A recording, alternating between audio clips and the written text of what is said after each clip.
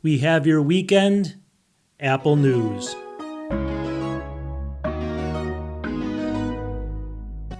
Welcome back to the channel, and here we go again every single weekend. What do we do on the weekends? We go through the Apple news. I go through about 20 or 25 different Apple-related news stories, a couple tech sales thrown in there as well. I usually have a beer on the weekends, Sapporo from Japan right here. If anybody else knows of good Japanese beer, post in the comments. But otherwise, just sit back and relax, and we're going to go through a whole bunch of Apple-related news stories. Let's have some fun. Cheers, everyone. I hope you guys are having a great weekend. Okay, here we go. Big story. Big thing about Apple. Big story hitting Apple. It's not good news for Apple, though. It's going to be good news for all of us, though. Right over here, 9 to 5 Mac. Epic win. Apple forced to give developers almost free rein to link out and avoid paying Apple's 30% cut. So at the App Store on Apple, any type of transactions outside of the App Store, Apple was charging this giant 30% cut on. And a lot of game developers and all these other places would not even come onto the App Store because they just couldn't incur those costs. 30% is a lot, especially when they're only making maybe that much in profit. So take a look over here. Apple has just been handed perhaps the most bulletproof injunction ever affecting the App Store in the United States as a result of the ongoing dispute between Apple and Epic Games.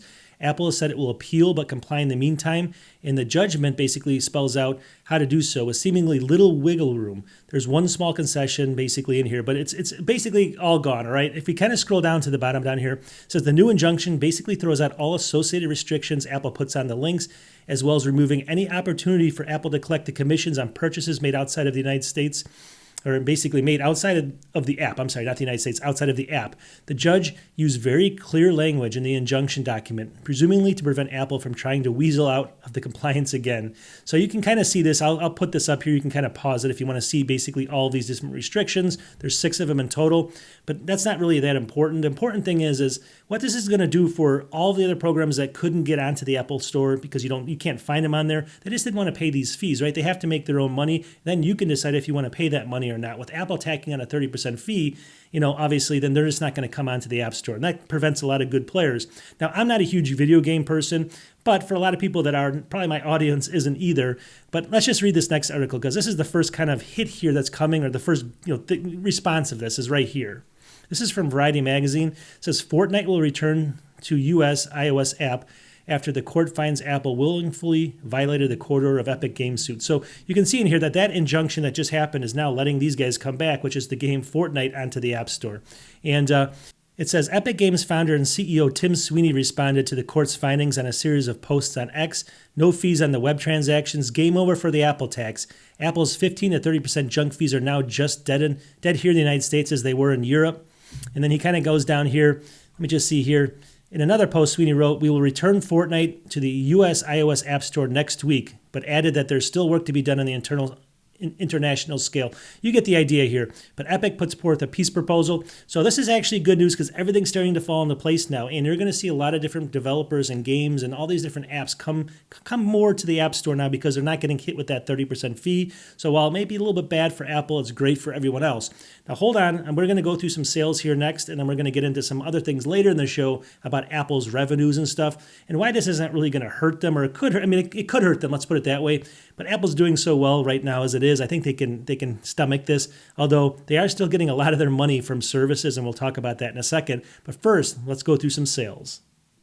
Okay, the first sale I have here is the Apple iPad 11-inch. That's this thing I have sitting right here on my desk right here.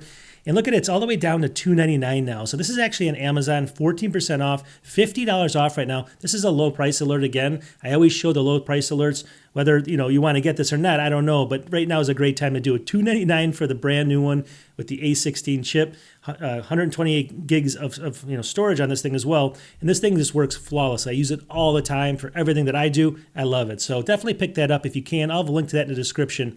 The next thing over here is if you want the 11-inch iPad Air, the M3 version, it's on sale right now too at $499 with the M3 chip. You can see it right here, 17% off already. And that thing just came out, $599, and now it's $499, a full $100 off, 128 gig, 11-inch M3 chip Apple iPad Air. Can't go wrong with that, right? So if you want an iPad, now's the time. Let's keep moving down the list here. I thought this was another incredible deal. So the M4 MacBook Air is probably the best computer of all time so far, I think, in my opinion. I have the M2 version 15-inch over here. I may wait for the M5. I mean, I got to keep buying these things to keep up with you guys, right? Anyways, here, this thing dropped again. So here we are. This is the 13-inch M4 chip MacBook Air, 16 gigs, 256 right here. It's down to $849, brand new from Apple. Look at this, $849, 15% off too. Usually $999. We saw it go to $950, then $900. Now it's at $849. And people were worried about the tariffs. It's going down, down, down. I'm telling you, Apple's doing well. We're going to prove that later. Let's keep moving here. Apple 2025 MacBook Air, 13-inch laptop. What's the difference here? This is 16 gigs, 512, so additional storage. Oh yeah, so this is $1,049, but you get the additional storage here. So for people that are kind of worried about paying extra for the storage, although, I mean, obviously they're the ones on sale, so you're going to be paying a lot more for this. But if you just take it at face value and say, oh, $999 was a fair deal, well, you're only paying 50 extra bucks here to get the extra storage. So maybe you can stomach that a little easier on this one.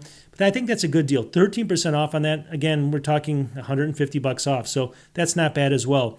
And then finally over here, I thought this was one of the best deals of all, just because I use 15-inch MacBook Airs and I love them. I think you should only get the 15. The 13 is good if you don't, obviously if you travel a lot and stuff and you don't need the extra size. But for like video editing, here we go. 2025 MacBook Air 15-inch right here, M4 chip. That's down to $1,049. So just barely over the standard price of the 13-inch. It's 13% off, usually $1,200, so another $150 off. And that's the 15-inch. So can't go wrong. 16 gigs, 256. These are really good sales. So while you think Apple might be getting hit by these tariffs, so there's going to be all this news out there saying Apple's losing, $1 billion this year because trust me, I'm going to show you later, it doesn't matter. We might as well just show you right now. Right over here, 9to5Mac. It says Tim Cook responds to Apple product price increase possibility. You can see a picture of him right here. So we're going to kind of scroll down here. And what he's basically saying here is, obviously, we're very encouraged on the tariff discussions. Cook said, we believe in engagement and will continue to engage. On the pricing side, we have nothing to announce today. I just say that the operational team has done an incredible job optimizing the supply chain and the chain of the inventory, and will obviously continue to do those things to a degree that we can. So I read through the whole article, and what this is basically saying is, and long story short, it's just saying that they're not going to really be changing pricing anymore. They're going to work on supply chain and where stuff are coming in from, and they think they can handle it through this article. He thinks he can do it without increasing price. And as I'm showing you in those last examples, that's true, right? And they're going to probably have their best quarter ever because this tariff thing forced everyone to buy at once. So they're getting a lot more purchases now than ever before. And they're lowering the cost, which is kind of crazy. But let's keep moving because I want to keep kind of expanding this. And we're going to say, why isn't this affecting Apple? Why aren't the tariffs, why are they doing so well? Okay, right over here, 9to5Mac.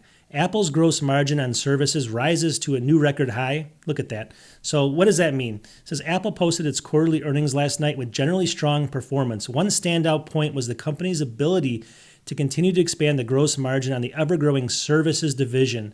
In fact, Apple recorded an all-time high for gross margin on services this quarter at 75.7% gross margin on services. That figure is based on costs of $6.46 billion and sales of over almost $27 billion.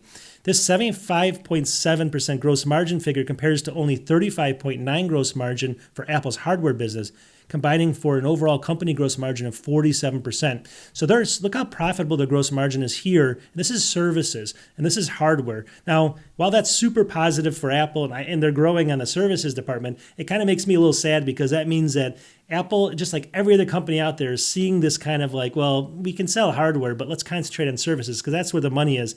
And I don't like that about Apple, really, because Apple's so good at the hardware. Hopefully they'll continue doing the hardware. I just don't want to see like eventually thin clients come out and stuff like that's going to basically say you can rent our equipment, but you can't buy it, because I can see that happening. So anyways, here's Mac rumors. This is just a little bit more information. Apple records second quarter 2025 results, $24.8 billion profit on $95.4 billion revenue. So look at this profit here. This is just for the second quarter of 2025, almost $25 billion. And if we scroll down here, I wanted to show you, this is how they make their money. So the iPhone is almost 50% of the revenue. Services is now almost 28%. The Mac holds third position, which is actually a good thing, 8.3. iPad is only 6.7. That kind of surprised me. And then wearables is only 7.9%. Although I guess these are all really close in here if you look at the little graph here. So that's kind of cool. But then let's just look at the real numbers here, and then I'll get to the kind of the meat of this whole article. Apple's 2000 earnings here. Apple reported 1.65 earnings per share. That doesn't matter, but here's total revenue right here.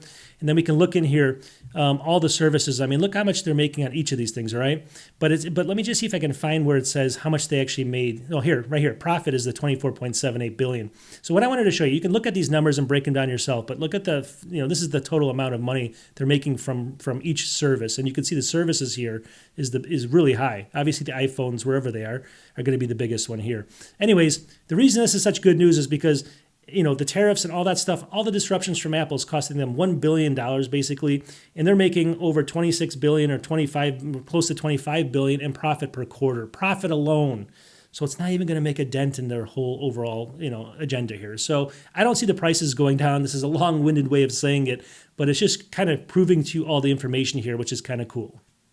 Okay, I want to show you this sale. These are the kind of sales you have to look for. Now, this is not available right now because it was sold out instantly. Right over here, Apple Insider. It says today only, which was not today. It was on April 30th. Get an 8 terabyte 16-inch MacBook Pro for only $18.99. All right, can you imagine that? So let's just kind of go down here. So it says Amazon Woot has launched a flash deal today, which is, again, not today, only in a closeout 16-inch MacBook Pro. And let's just kind of get into what this is. Equipped with Apple's, it's an M1 Max. So it's the M1 Max chip, which is still a crazy fast chip. 10-core CPU, 24-core GPU. Let's just see in here, 32 gigs of memory and then 8 terabyte SSD. So it's saying that the MSRP was $5,499. Can you imagine that? And it looks like it was selling for $18.99. So I mean, crazy amount. Let's just see here. 30-something $100 off or something. I mean, it's just amazing. I mean, it's just a crazy deal, right? It was like $3,000 off of what the standard price was for this just back when it was sold before. Now, if you actually go to Woot, I went there to check it out. I'm like, hey, maybe there's some left and stuff. Here's Woot right here. You can see it's sold out right here. But still, 32 gigs of RAM you can see there. And then if you go way down here, 8 terabytes on there, sold out. So who knows, right? You have to find these deals because 8 terabytes in Apple alone would cost, that's $1,800. Just adding that to any other system would cost like $3,000 or $4,000 just for the storage, or $2,000 or $3,000. I don't even know. It's a crazy deal. So I'll try to keep you abreast on these things before they come out. But this was one that went so fast I couldn't do it because I do only the weekly news or on the weekends and stuff. But these are the kind of sales. Check out Woot. Check out definitely Micro Center. Check out B&H. Check out all these different divisions because the sales just keep coming. Cheers again. All right, I just wanted to share this with you because with the Apple iPhones now, there's so many emulators coming out, and the software now, Apple allows it on the App Store, which is good news. You can play all your old games, but you need a good controller for it. And one just came out that's pretty epic as far as the cost and the features right here. It's called the Gamesir X5 Lite. This is a review of it. This is on Apple Insider. Good iPhone controller, unbeatable price. You can kind of see the picture of it here. So your iPhone sits in here, and it's basically, they gave it a 4.5 out of 5 in here. Released on Wednesday, the Gamesir X5 Lite is a low-priced iPhone game controller that can stretch to fit an iPad mini, while costing $40, but it can also do your iPhone. So it says it even right up here. So don't worry about that. I'll show you some kind of pictures here. Anyways, you get the idea. So this is the picture of it in here. So I went to Amazon and I tried to find it in here, and here it is right here, the Gamesir X5 Lite mobile gaming controller, $34, just like they said.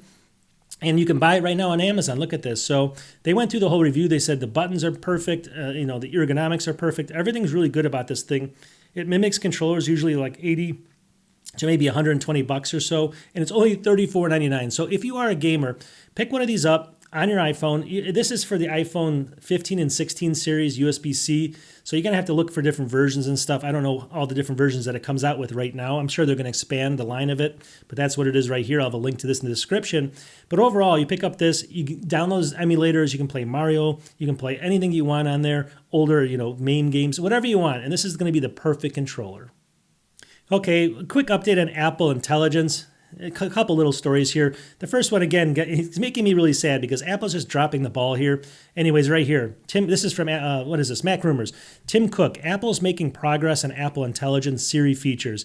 During today's earnings call covering the second financial quarter of 2025, Tim Cook acknowledged the Apple Intelligence Siri features that have been delayed. So he finally started talking about this, and he hasn't done this before.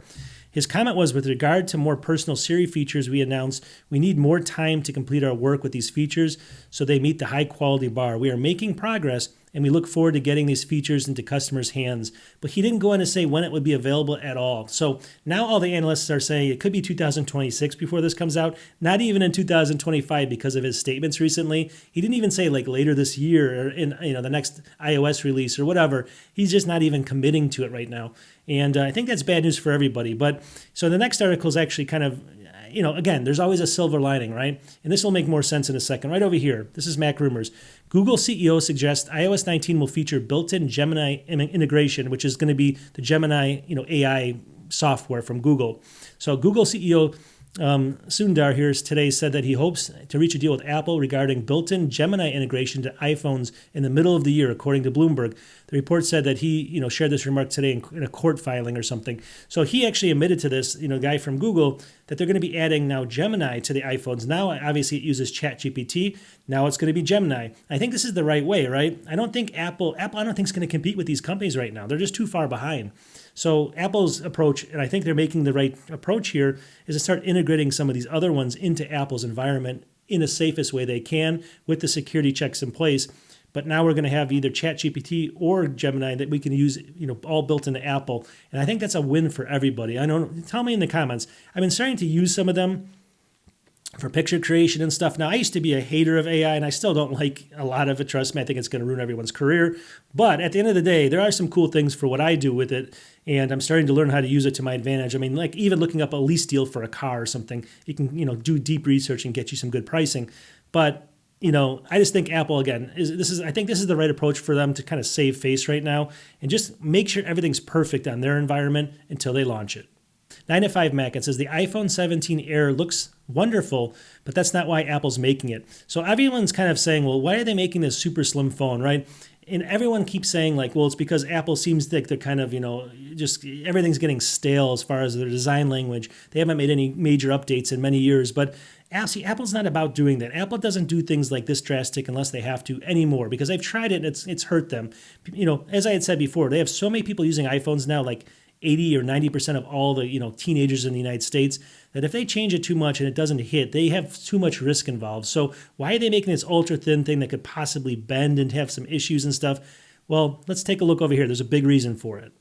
It's really down here because if Apple were to make an iPhone Fold with each half having the same thickness as the iPhone 16 Pro, and that's a really clunky device, so double the thickness of an iPhone Air. However, now that they've made the Air, what they're doing is they're practicing on making a really, really thin phone and getting all the components right in it. So when they make the foldable phone, they can take basically two of the Air models, put them together, and they're going to have a phone that's basically the same thickness as a normal phone. And that's what this guy's saying. He's saying like Apple doesn't do things for no reason. They do things for a reason. So while they're shrinking the phone down to that crazy thin size that can bend in your pocket and stuff, and they're going to introduce this phone and people are going to buy it, it's really kind of it's setting the stage for doing their flip out phone or the dual screen phone, where they're going to have two of these Airs in there, and they're going to get the Air perfect first, and then they're going to come out with this more expensive version. And that's what he's saying here, which makes a lot of sense to me. Okay, so we know the iPhone 17 is coming out, but the iPhone 18, should he be waiting for that? Over here, Mac Rumors. iPhone 18 rumors, what to expect from Apple next year. So not the next phone. It's basically two phones from now, but in 2026. So that phone's actually going to have a couple changes. A variable aperture right here. So if you're a photographer, you're going to have a variable aperture, which is actually great for photography and sometimes maybe even movie making and stuff. But overall, I think that's going to be a big change for people that are into that stuff. It's, they're going to try to make it a little bit more, like your main camera, right? And I think that's a step in the right direction. The next thing will be the C2 modem right over here. And this is going to have support for the Wave 5G. So that basically the feature was missing from the C1 modem that Apple came out with. That's actually in the 16e phone. But this C2 modem is going to have that, and it's going to be faster in every way. So they're going to have that new C2 modem in this phone. We're going to see how that transpires. It's also saying that it's going to have the A20 chip right here. So, and it's kind of interesting because Apple's upcoming A20 chip set to power the iPhone 18 Pro models will basically be built on TSMC's third generation 3nm process. So that before we read it might be the 2nm process. This article is saying the 3nm process. So they're saying it could be modest gains over the iPhone 17 coming out and not too long from now. So, that's maybe not a big plus there. And then down here it says a new camera image sensor. So we're going to have to see how that actually stacks up. I think that the iPhone's actual video camera might be a little bit better than a Google phone because I have a Google phone. But I think the Google phone still has a better sensor on its camera overall. It takes better pictures. But this is a new camera sensor, so that could fix that. This big one down here is going to be under-screen Face ID, though. So basically, we're going to try to get rid of any of the holes on top and stuff like that. It's going to be under-the-screen Face ID here. They think that could be coming on the iPhone 18 Pro and iPhone 18 Pro Max in as early as 2026. So you guys tell me. I mean, there's only so much they can do with these phones. Would that make you buy it, just these little changes? For me, no, unless my phone breaks. Okay, this next one's just interesting because obviously they have to get ready for all this AI stuff. So what are they doing to their computers and their phones and everything? Right here, 9 to 5 Mac, Apple will switch to a better type of memory for the iPhone 18. So we're still talking about the iPhone 18, not the 17, but the 18. Let me kind of go down here. So what it looks like basically is what they're going to be switching to is a memory called LPDDR5X right here. So right now they use LPDDR5 and they're going to be doing this little X version. But what does that mean actually on paper? So we kind of go down here. It says the speed increases from 6.4 gigabit per second to 8.5 gigabit per second right there. Power consumption is reduced by 20%. That's the massive one. And then reliability through better signal integrity and new adaptive refresh process. So, I mean, this is the reliability is important too, but these are the big ones here for basically AI, right? They're getting ready for all this AI using Gemini, using ChatGPT, finally using their own, in 2026. So here we go. This is going to be, I think, the perfect phone for the 2026 launch when they finally get their own Apple Intelligence out there, but it's all coming soon. Okay, the new Apple Watch SE is coming out, and we all know that. And we talked about a whole bunch of changes, but there's one notable change they keep talking about in the last few days. Right here, this is from the Apple Post. Larger displays likely coming to next Apple Watch SE, says reliable source. And you can see, so let's just kind of scroll down. I'll just go through this really quickly. According to the analyst, Apple has sent 2 new Apple Watch SE displays into production, although no further information has been shared other than the displays will measure around 1.6 and 1.8 inches each. Now, it goes on to say that they're not giving the millimeters because they don't know the bezel size versus the screen size and all this other stuff, and I don't want to get into all of it, but they are noting that it's going to be slightly, not a lot, but slightly larger than the old SE, just for all it's worth on both of the models, so take it for what it is. All right, this next article was super interesting to me because we talked about tariffs and how Apple's doing good and all that stuff financially and how it's going to affect them, and at the end of the day, here's another reason why it's not going to. Apple Insider. It says everything but iPhone will ship from Vietnam and India in Q3. Think about this. Will ship from Vietnam and India. Everything except for the iPhone. So if you kind of scroll down here, Apple Tim Cook CEO revealed that half of iPhones are coming from India, everything else from Vietnam, and a bare minimum from China when shipping to the United States. So that's basically going to be, more or less half of the iPhones right now are from China coming to the United States, but that's all going to be changed. And saying everything else, though, including all your MacBooks, everything else that's in there is going to be coming from either Vietnam or India. So they're shifting away from China that quickly. The article goes on to say that, obviously they're going to leave China for all the rest of the world, manufacturing for them. But it's just going to be such a small percentage of anything that Apple sells anymore into the United States. It's going to be, I think it's came down to like 20% of all the products only coming from China in Q3. So that means that 80% of all the products that Apple's making for the United States only is not going to be coming from China. So those China tariffs are only going to affect a small part of the products. And again, when you go over all their profits and everything else, this is the reason why the pricing should not be affected. Okay, so I've been doing a whole bunch of videos. If you check out my channel, I just do the news on the weekends, all these different hubs and SSD enclosures, and I do a ton of that stuff. Well, Thunderbolt 4 and 40 gigabit per second enclosures, I think that's the sweet spot right now. Even if you have a Thunderbolt 5, I have an M4 Pro Mac Mini over there, but still the 40 gigabit per second, I think is the sweet spot for the SSD enclosures, and they keep getting cheaper. Here's one I've done a whole bunch on. This keeps going down. So now this is around $79 right now. This is the QuizLab 40 gigabit per second USB 4. $79.99, I think that's one of the best prices, plus a 10% coupon. So you're going to get that down closer to like $72, $71, somewhere in there. And I think for that cost, you pair it with like a 2 terabyte SSD, and you got speeds of around, I've proven it before, like 3,500 megabytes per second. On sale right now, so definitely check it out if you want to get this 11% off. I'll have the link in the description. But I think this is plenty for almost anybody with Thunderbolt 4 or Thunderbolt 5. This is all you really need. Okay, this next article is interesting. This is from Apple Insider. Long story short is Tim Cook went to the U.S. government, and they were talking to Lutnick, I guess, the guy that does some of this stuff with Apple. And they asked Apple straight out, what is it going to take for you to bring your manufacturing back to the United States?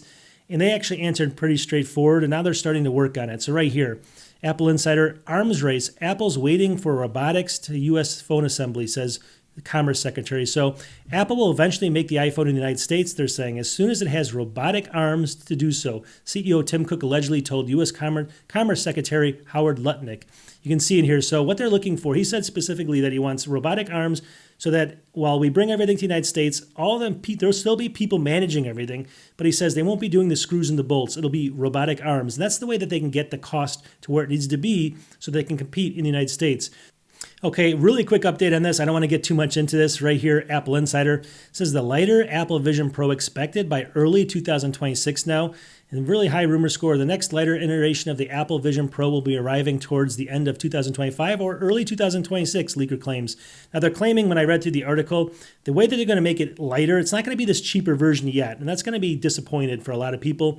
It's going to be lighter because they're going to do the inside structure with titanium. They're going to leave the outside structure still with aluminum. And that's going to, remove a lot of the weight. But I guess how much weight could it actually remove? They're not saying in this article. I mean, how much of the internals, going from aluminum to titanium, I mean, is it going to be that much of a difference where it still doesn't hurt your neck? I don't know. But then the pricing, I was thinking about the pricing. Titanium is more expensive. So if they're not changing too much more, which it didn't seem like they were for this next iteration, the price might stay the same. And that's going to be the downfall of it. It needs to get cheaper. Okay, Apple Refurbished. I don't usually talk about them too much. You can't find that many good sales. But I think, since you can't really find these sales too much anymore, I think this was a good deal here, Apple Refurbished. So if you want the cheapest thing you can find right now, this is the Apple 13-inch MacBook Air. This is the M2 version, the version I have sitting right over here. But look at it, they actually gave you down here upgraded 16 gigs of RAM, 256 gigabyte SSD. So you're not getting 8, you're getting 16. And it's going for $709 right now. So almost like it's going to be $699 soon for an Air with 16 gigs of RAM. And I think, obviously, we just saw how cheap the M4 was. But if you're on an extreme budget, extreme, and you can't find this in Walmart anymore. I know that was sold on Amazon recently for pretty cheap. But $709 for, I guess it's not new, it's refurbished. But these are basically new. Is a crazy deal, right? So check out Apple Refurbished again. They have some good deals coming in as they're trying to compete with everyone else. Okay, a little bit more news here. So if you use Google, I think everyone in the world does, Mac rumors, Google rolling out a new AI mode tab for search. So in there, when you actually go to google.com, there's going to be some tabs, obviously in there where you can do your searching and stuff. You've seen the shopping tab and stuff. Well, now they're going to be putting in a new AI mode tab in there. And it says that basically it's going to, allow you to search, Gemini basically instantly from there. So a lot of people that want to bypass just going through the traditional way of searching on Google can now just, obviously use Gemini. Okay, this next article has me taking a sip because we get to the part of the show where I actually hate this, and there's always a scam or there's always a data breach, but this is actually, I think, even worse. So let me just take a sip. All right. Now, this is an article. I'm not going to say I wrote this. I don't want to be blamed if this is wrong. But right here for Mac Rumors, here's this guy, Julie Clover, or this lady, Julie Clover, and it says, Meta now collects more data from Ray-Bans to bolster AI. Meta this week sent out an email via The Verge to Meta Ray-Ban customers informing them about upcoming privacy changes to the smart glasses, which will increase the amount of data that Meta collects by default. You can see it right here. So we all know these glasses, they have cameras on them, they collect information. Meta says that voice recordings are stored by default when using Meta AI and then used to improve Meta products. Look at that, voice recordings. Meta has eliminated the option to disable voice recording storage. Let me just read that one more time. Meta has eliminated the option to disable voice recording storage. That's a big problem. And recordings need to be manually deleted in settings. Further, the camera use setting for Meta AI is now enabled by default. So from Meta's email, Meta AI with camera use is always enabled on your glasses unless you turn off Hey Meta. So, Meta AI with the camera. So anything you're looking at, Meta is collecting information on unless you specifically tell it to turn off. You're not initiating it anymore. It's just as soon as you put them on, it's looking around and taking information from your room, from your house. Who knows what it's using, right? Recording of your voice are stored by default. This is a huge one. When using Meta AI, and it may be used to improve AI in Meta and other products, the option to disable the voice recording storage is no longer available, but you can delete recordings anytime in settings. But how many people are going to remember that? You're still in control, though, they say. You can turn off Hey Meta or delete Meta AI interactions anytime. But still, it's always going to be recording your voice unless you actually go in and find these weird settings and turn it off. So people that just put them on that have no idea, which is going to be millions of them, just be careful is what I'm saying out there. This is kind of what I'm saying. They're slowly, this is what they do. They come out with a product, they give you good restrictions and everything, and then they just slowly chip away at it. And they just, they'll try something. If it doesn't work, remember the recall feature by Microsoft, again, by these guys, they basically will take it off and then they'll bring it back maybe a year later like they did. This is what they're trying here. They're trying to see how much they can get away with and then chip away at it. And then eventually, we're all screwed, right? So I don't like this one bit. That's why I took my little sip of my beer there. You guys tell me, does this kind of worry you? Okay, good news for Apple here. This is going to be for Mac Rumors. Third U.S. plant set to make Apple chips breaks ground. Apple's reaffirmed its commitment to making chips in the United States as Taiwan semiconductor manufacturing company TSMC begins construction on their third fabricated facility in Arizona. So let's kind of go down here. The facility in Phoenix represents part of a $100 billion investment by TSMC pledged in March.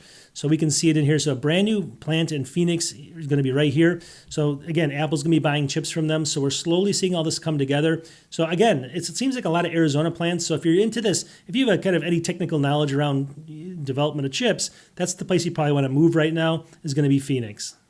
Okay, so if you like basically the reflective coating on your MacBooks and stuff like that, I think some people do, some people hate it, you never know. They were thinking about coming out with it on the next iPhone or maybe 2 iterations of the iPhone. Well, unfortunately, I think it's not going to happen. Right here, this is Mac Rumors.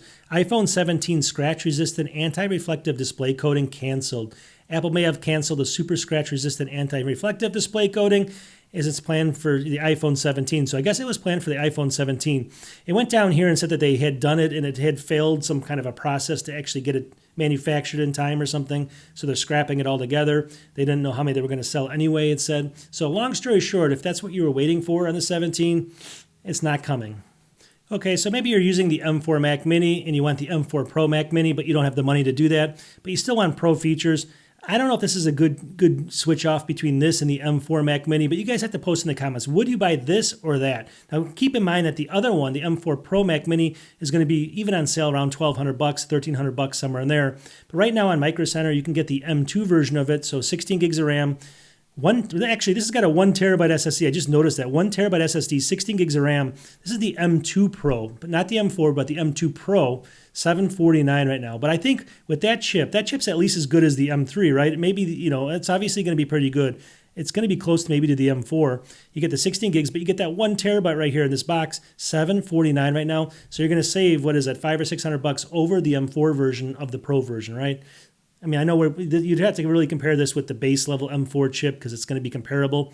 But I'm just talking like, obviously there's more cores and stuff on this. It's got 10 cores and you get the idea. Is this a good deal or not? Would this even be worth your money or not? Okay, we're going to wrap up this show. It's going way too long. I hope everyone's having a great weekend. And next week, I got a couple really cool products coming out, so stay tuned for those. And we will talk in the next one for sure. Peace.